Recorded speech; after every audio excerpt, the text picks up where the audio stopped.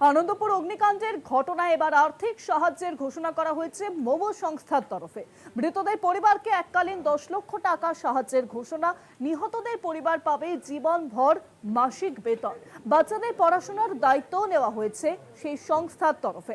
আনন্দপুরের অগ্নিকাণ্ড এবং সেই অগ্নিকাণ্ডে একটি মোমো কারখানায় সেখানে কিন্তু আগুন লাগে এবং দাহ্য পদার্থ বেশি পরিমাণে মজুদ থাকায় ওর অগ্নি নির্বাপন ব্যবস্থা ঠিকঠাক না থাকায় আগুন একেবারে দ্রুত গতিতে ছড়িয়ে যায়।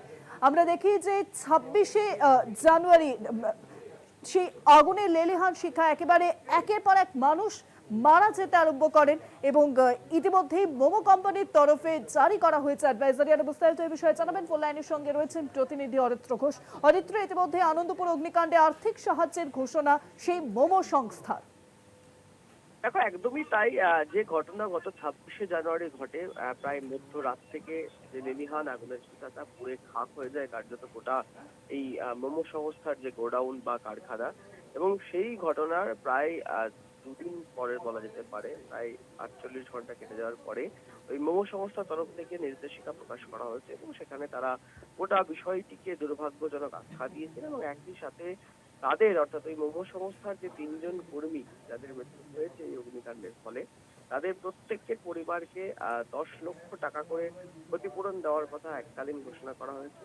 এছাড়াও লাইফ টাইম অর্থাৎ জীবনভর ওই 3জন যারা কর্মী ছিলেন তাদের পরিবারের যারা সদস্য রয়েছেন তাদেরকে আজীবন প্রত্যেক মাসে মাইনে বা বেতন দেওয়ার কথাও ঘোষণা করা হয়েছে মোমো সংস্থার তরফ থেকে। এবং ওই 3 পরিবারে যে সমস্ত শিশুরা রয়েছেন তাদের প্রত্যেকের পড়াশোনার যে খরচা, শিক্ষা ব্যবস্থার ক্ষেত্রে যে খরচা, সেই খরচাও বহন করবে এই মোমো সংস্থা বলে তারা জানিয়েছেন।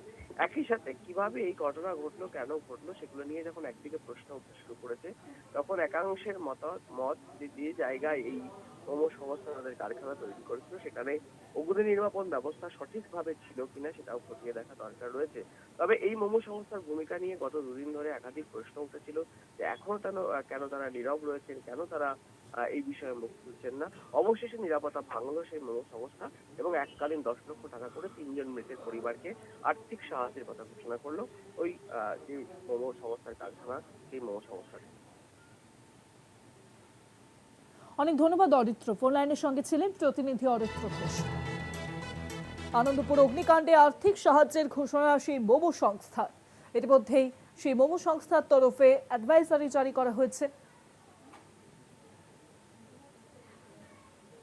মৃতদের পরিবারকে এককালীন 10 লক্ষ টাকা কাজ করতে গিয়ে মারা গিয়েছেন। আমি ববিকে পাঠিয়ে কালকে আমাদের কিছু বন্ধু প্রাইভেট কোম্পানিতে কাজ করতে গিয়ে মারা গিয়েছেন। আমি ববিকে পাঠিয়েছিলাম, অরূপকে পাঠিয়েছিলাম, তাদের পরিবারকে 10 লক্ষ টাকা করে বাও মোমোও দিচ্ছে, ওয়াও মোমো, এবং ডেকোরেটররাও 5 লাখ টাকা করে দিচ্ছে।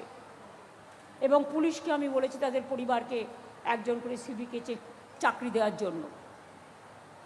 আমরা কিন্তু আপনাদের মতো অমানবিক নই, এটা মাথায় রাখবেন।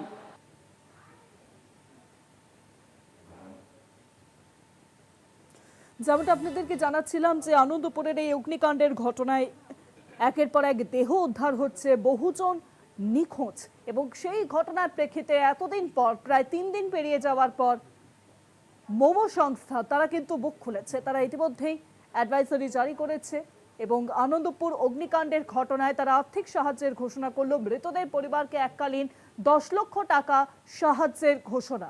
পাশাপাশি নিহতদের পরিবার পাবে জীবনভর মাসিক বেতন এবং যারা বাচ্চারা রয়েছেন তাদের পড়াশোনার সমস্ত দায়িত্ব নেওয়া হয়েছে সেই মোমো সংস্থার তরফে।